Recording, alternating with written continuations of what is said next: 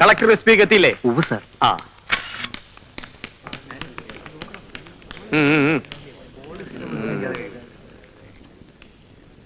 മുഖ്യമന്ത്രിയെ കാണാൻ വന്നതാ?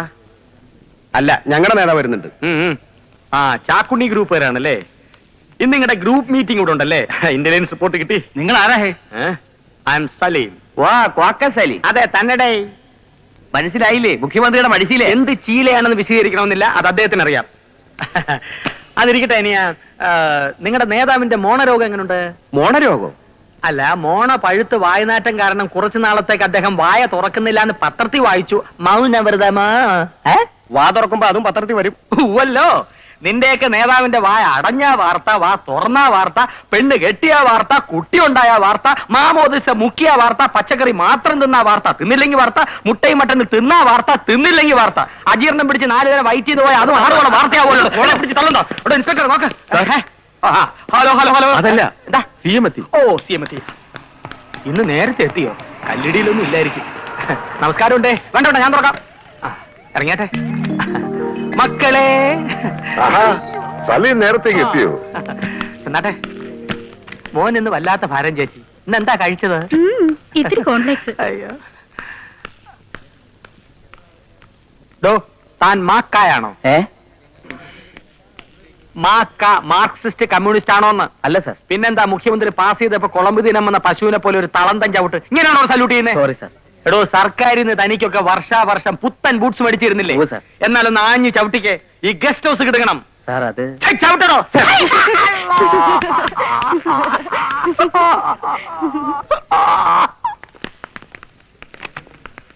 നിങ്ങൾ എന്തിനാ ഇങ്ങനെ ചുറ്റിപ്പറ്റി നിൽക്കുന്നത്?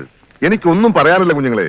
അല്ല സർ, എന്തെങ്കിലും പറയാതെ. ഓ, എന്റെ വായിൽ എന്തെങ്കിലും വീണ് കിട്ടിയിട്ട് വേണം അത് വളച്ചൊടിക്കാൻ അല്ലേ? തെന്മല കമ്മിറ്റിയുടെ ഭാവി എന്താ? തെന്മലയും തേങ്ങാക്കൊലയും. ഞാൻ കഴിഞ്ഞ പ്രാവശ്യം വന്നപ്പോഴും അതിന്റെ മുമ്പിലത്തെ തവണ വന്നപ്പോഴും താൻ ഈ ചോദ്യത്തിന് എന്നോട് ചോദിച്ചത്. വേറെ ഉണ്ടല്ലോ ഒരു വകുപ്പിന് 2 വെച്ച 100 കമ്മിറ്റികള്. ഉന്നതാധികാര കമ്മിറ്റി, വിദ്യുത് ശക്തി തെളിവെടുപ്പ് കമ്മിറ്റി, സ്പിരിറ്റ് കമ്മിറ്റി, അതേക്കുറിച്ചൊക്കെ എഴുതുന്നില്ലേ? അതുപോലെ നിങ്ങൾ ഒഴിഞ്ഞിട്ട് എന്നോട് സംസാരിക്കാൻ നിൽക്കുക കളക്ടർ SP. അതുകൊണ്ട് നിങ്ങൾ ദയവായിട്ടൊന്ന് ഒഴിഞ്ഞു തരണം പ്ലീസ്.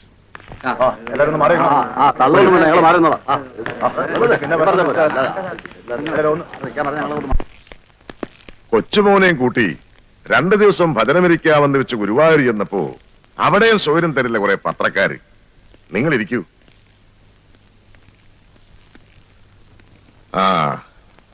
എങ്ങനെയുണ്ട് ജില്ലാ ഭരണം? എനി പ്രോബ്ലംസ് മിസ് സുജാതറിയാൻ? No sir. പ്ലാന്റർ ചെറിയാച്ചൻ എന്ത് പറയുന്നു? അപ്പനിപ്പോ ബാംഗ്ലൂരിലാ, ഇച്ചായന്റെ കൂടെ. ഫോൺ ചെയ്യുമ്പോ എന്റെ അന്വേഷണം അറിയിക്കണം. എന്താണോ, ഏതോ ചേരിക്കാരെല്ലാം കൂടി പോലീസ് സ്റ്റേഷൻ വളഞ്ഞുകൊണ്ട് പത്രത്തിൽ വായിച്ചല്ലോ. ഇഷ്യൂ തീർന്നോ? കണ്ടെയ്ൻ ചെയ്തു സർ. ആകാശത്തേക്ക് വെടിവെക്കാത്തത് കൊണ്ട് ആളമായി ഒന്നും ഉണ്ടായില്ലല്ലേ? നിങ്ങൾ രണ്ടാളും അവസരത്തിനൊത്ത് ഉയർന്നത് കൊണ്ട് വയലൻസ് ഒഴിവായി എന്നാണ് എനിക്ക് കിട്ടിയ report. Anyway, good work. Keep it up. Thank you sir. Thank you. ചേരിക്കാരുടെ കാര്യത്തിൽ പൊളിറ്റിക്കൽ പ്രശ്നം ഉണ്ടായിട്ടും നിങ്ങൾ പിടിച്ചു നിന്നു. നിങ്ങളെ 2 ഫ്രഷ് ചാൻസിനെ ഞാനിവിടെ പോസ്റ്റ് ചെയ്തത് നിങ്ങൾക്ക് പ്രൂവ് ചെയ്യാൻ അവസരം കിട്ടാൻ വേണ്ടിയിട്ടാ. ആരെങ്കിലുമൊക്കെ പറയുന്നത് കേട്ട് എടുത്തു ചാടി എനിക്ക് പേരുദോഷം വരുത്തുന്ന ഒന്നും ചെയ്യരുത്. ഇപ്പൊ തന്നെ അത് ആവശ്യത്തിലധികമുണ്ട്. You may go. Thank you sir.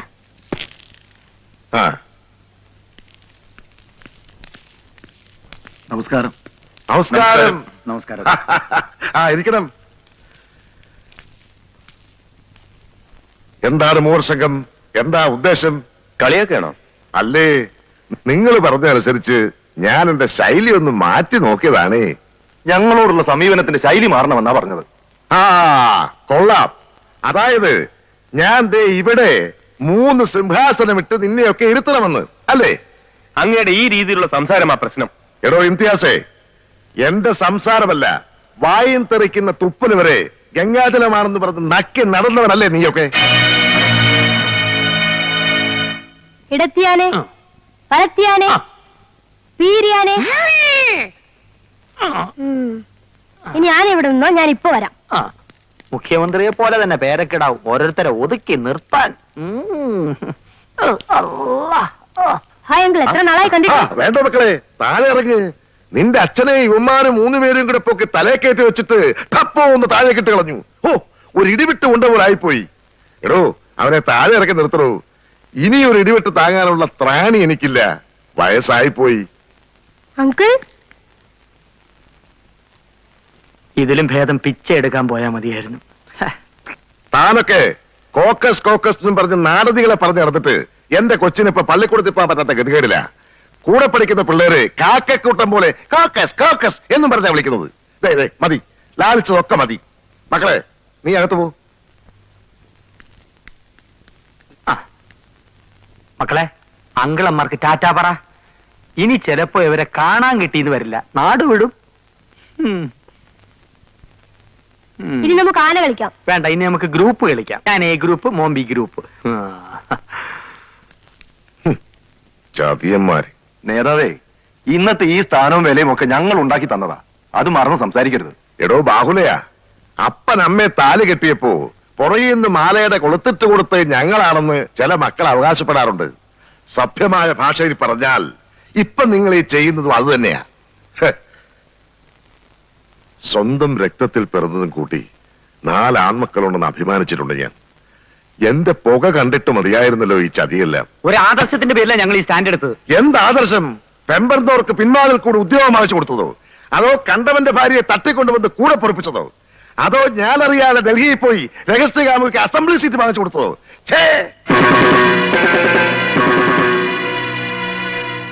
കുഞ്ഞുങ്ങളെ, നിങ്ങൾ ഈ തരം ആദർശവും കൊണ്ട് നാട്ടിലേക്ക് ഇറങ്ങിയാൽ പാവം ജനം വലഞ്ഞു പോവും, കഷ്ടപ്പെട്ടു പോവും. ഇത് വവ്വാൽ, ഇത് മീൻ, മാൻ. മാൻ. ആ, എന്താ ഇത് വരല്ലേ.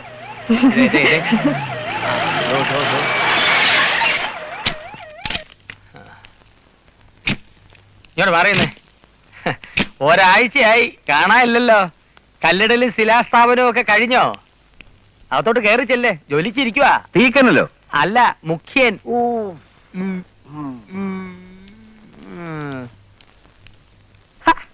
ആ മക്കളെ, സൂക്ഷിച്ചോ, ഒരൊറ്റ MLA ഭൂരിപക്ഷത്തിലാണ് നിങ്ങൾ ഈ കസേരമേൽ കടിച്ചു തൂങ്ങി കിടക്കുന്നത്. നാളെ വിദേശ ചികിത്സ കഴിഞ്ഞ് വരുന്ന മന്ത്രി മറികണ്ഠ മാധവൻ ഞങ്ങളുടെ കൂടെ.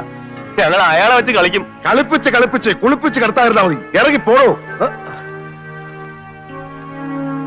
വാ ബാഹുലേ. കേറി വാടോ. തന്നോടല്ല പറഞ്ഞത്. താനിത് ഇവിടുന്ന് വരിക? കാസർഗോട്ടുന്ന്. കാസർഗോഡ് കന്യാകുമാരിയായിട്ട് തെക്ക് വടക്ക് നടന്നോ?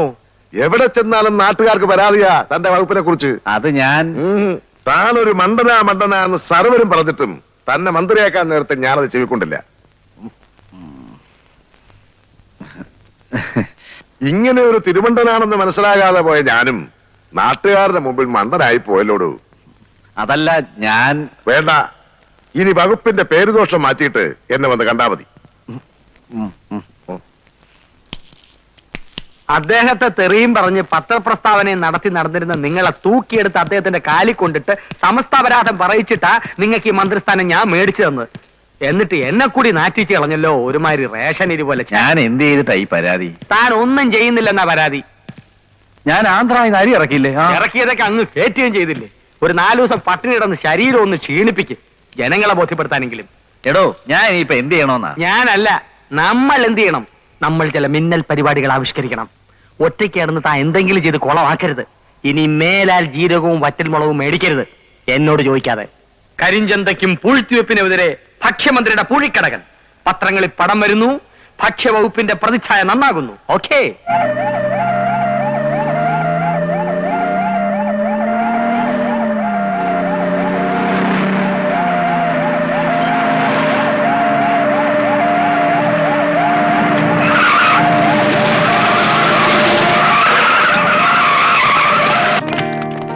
മക്കളെ, അയ്യോ, സ്ട്രെച്ചർ എടുക്കണോ അതോ വീൽ ചെയർ മതിയോ ഡോക്ടർ? വീൽ ചെയർ മതി. ഇതിപ്പോ സാരമില്ല. യാത്രാക്ഷീണം കൊണ്ടുള്ള തളർച്ചയാ മിനിസ്റ്റർക്ക്. മാറിക്കോളൂ. ഓ, ഒന്ന് പിടിച്ച് പതുക്കെ പതുക്കെ തലയെ നിർത്തി. മതി. പതുക്കെ.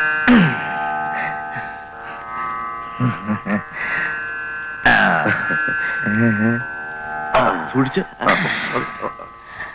എന്റെ പൊന്നെ, പിടിച്ചോണേ, സൂക്ഷിച്ചിറക്കണേ. ഒന്നും പറ്റില്ല ചേച്ചി, ഞങ്ങൾ പിടിച്ചിട്ടുണ്ട്. ധൈര്യമായിട്ടിരിക്കേ. ഞാൻ അവിടെ പറഞ്ഞതല്ല, ഈ വാഷിംഗ് മെഷീൻ ഇറക്കുമ്പോ തട്ടയും മുട്ടയും ചെയ്യാതെ ഇറക്കണേന്നാ. ഒന്ന് സൂക്ഷിച്ചിറക്കടോ. അങ്ങോട്ട് കൊണ്ടുപോവാ. നിന്നെ നിങ്ങൾ അറിയാൻ അകത്തോട്ടെങ്ങാനും കിടത്ത്. ഞാനിവിടെ നിന്നില്ലെങ്കിൽ ശരിയായല്ല. അയ്യോ, വളരെ കോസ്റ്റ്ലി യാത്രയൊക്കെ സുഖമായിരുന്നു. ഇനിയാണ് നമ്മുടെ കളി തുടങ്ങാൻ പോകുന്നത്. ഏറ്റന്നേ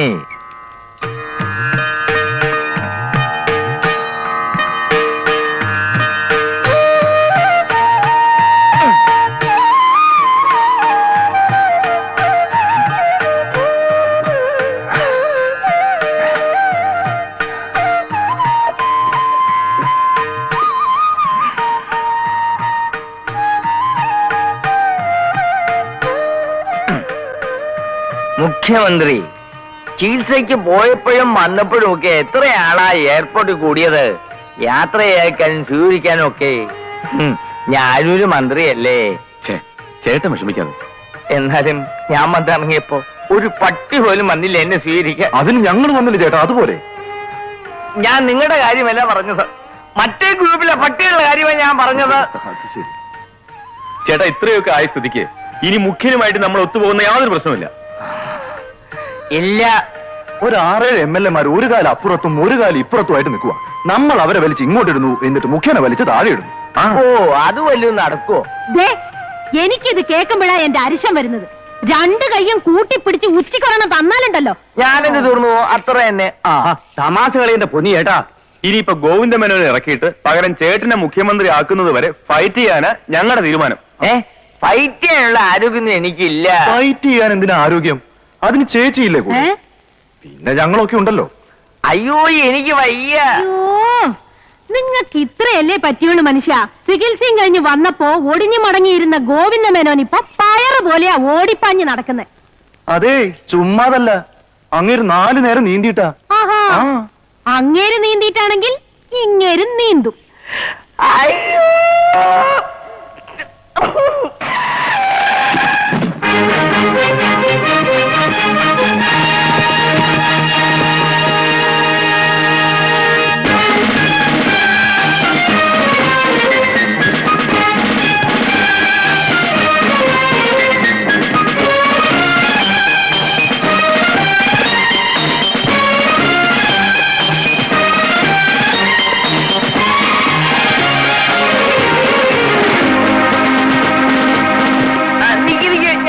ഞാനൊന്ന് പറഞ്ഞോട്ടെ. എന്റെ പൊന്നു സുലേനെ, എനിക്ക് നീന്താൻ വയ്യ. പിന്നെ നിങ്ങൾ വെള്ളമില്ലാത്തടത്ത് കിടന്ന് നീന്തുന്ന ഞാൻ എത്ര തവണ കണ്ടിട്ടുള്ള. ഒന്ന് നീന്തു മനുഷ്യ. അയ്യോ, ചോണ്. അയ്യോ,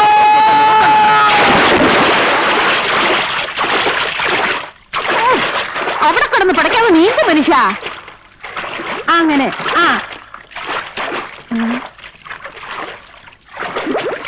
അങ്ങനെ.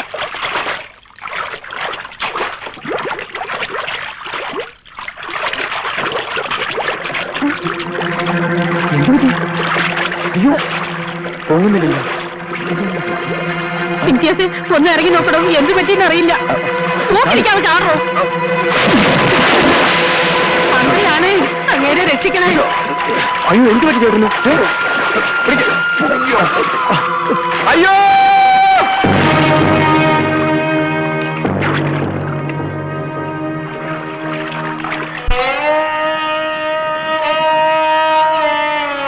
വിദേശ ചികിത്സ കഴിഞ്ഞെത്തിയ മന്ത്രി മറുകണ്ഠം മാധവൻ വ്യായാമാർത്ഥം നീന്തുന്നതിനിടയിൽ ഹൃദയാഘാതം മൂലം നിര്യാതനായി. മന്ത്രിയുടെ മരണത്തെ തുടർന്ന് ഭൂരിപക്ഷം നഷ്ടപ്പെട്ട മുഖ്യമന്ത്രിയോട് കെയർടേക്കർ ഗവൺമെന്റായി തുടരാൻ ഗവർണർ നിർദ്ദേശിച്ചു. മറുകണ്ഠം നിയോജക മണ്ഡലത്തിൽ ഉപതെരഞ്ഞെടുപ്പിനുള്ള ഏർപ്പാടുകൾ ചെയ്യാൻ ഗവൺമെന്റ് ഇലക്ഷൻ കമ്മീഷനോട് ആവശ്യപ്പെട്ടിരിക്കുന്നു. മന്ത്രിയുടെ മരണത്തിനു പിന്നിലെ ദുരൂഹ സാഹചര്യങ്ങളെക്കുറിച്ച് CBI അന്വേഷണമുണ്ടാവണമെന്ന് പ്രതിപക്ഷ നേതാവ് ആവശ്യപ്പെട്ടു.